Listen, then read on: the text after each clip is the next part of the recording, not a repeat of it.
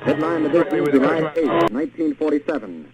The Army Air Forces has announced that a flying disc has been found and is now in the possession of the Army.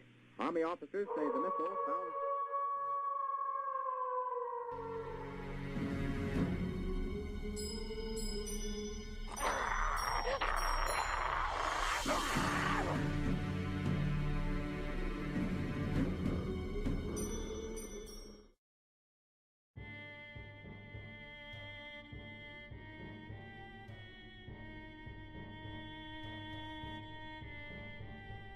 In the annals of ancient history, few tribes evoke as much fascination and mystery as the Blemmyes.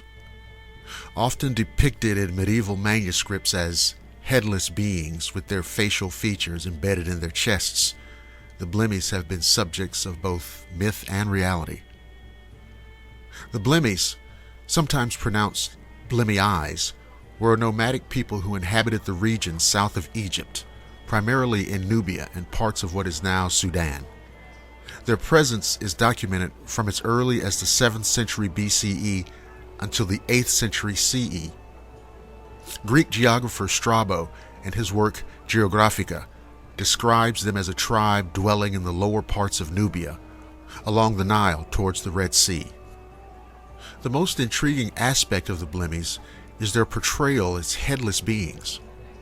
Roman author Pliny the Elder, in his Natural History, wrote of the Blemmyes as having no heads, with their mouths and eyes situated on their chests.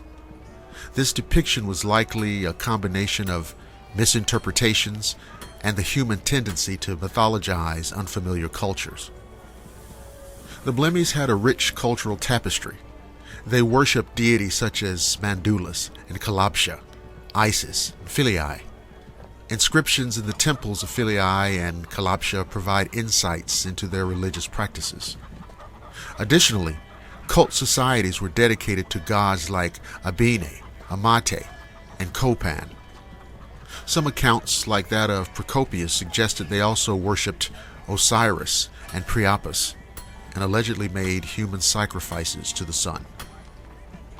The Blemmyes were not just mythical figures, but played significant roles in the geopolitics of their time.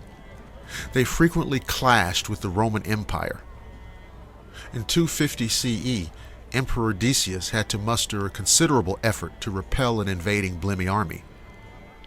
By 298 CE, Emperor Diocletian negotiated peace with the Blemmyes and the Nobate, moving Rome's southern border to Philae and agreeing to pay these tribes an annual gold stipend.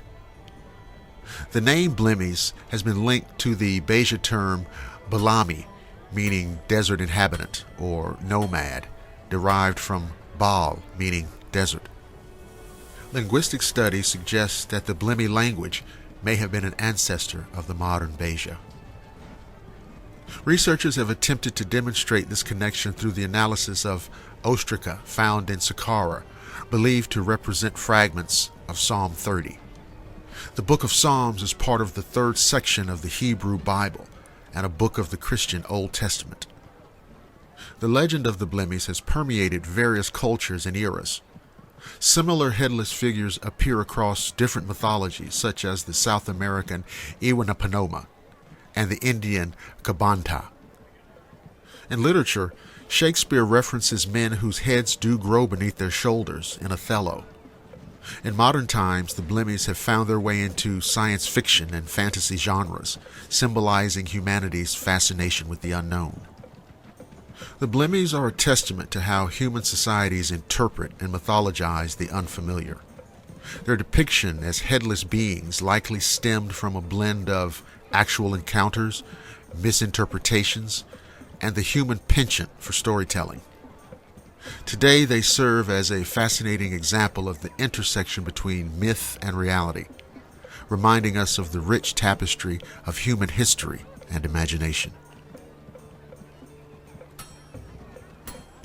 Thank you for listening to the Shadowland radio show.